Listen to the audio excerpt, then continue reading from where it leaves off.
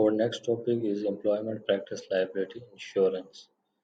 Employment practice liability insurance is a type of management liability insurance that covers certain alleged wrongful employment practices for employers of all sizes. Employment policies can have insurance coverage limits as little 1 lakh US dollar to more than 25 million US dollar. Duty to defend and reimbursement or are the most common types of policies. Employment practice liability can benefit in-house litigation management strategies by controlling legal costs, preventing conflict of interest in outside counsel, lessening damage exposure, and lending expertise in foreign venues. Dealing with labor and employment litigation is an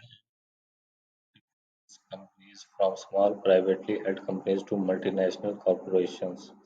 The chance of legal action from dissatisfied employees and former employees is always present. In the United States, most employees with at least 15 employees are covered by at least some federal or state employment laws. This also applies to most labor unions and employment agencies. Moreover, labor and employment disputes are consistently among the top percentage of litigation faced by companies and by certain industries such as financial institutions, the energy sector, integrated marketing communications, life sciences and healthcare, and technology and innovation. Even limited contacts with different states in which the company transacts business can expose companies to litigation where as few as one employee operates. The scale of damages awarded against companies in labor and employment disputes, when evaluated on a macro level, is significant. Between 2010 to 2016, the median award for reported jury verdicts for labor and employment legal actions, exclusive of defense costs or attorney's fees, was 1,06,800 US dollars.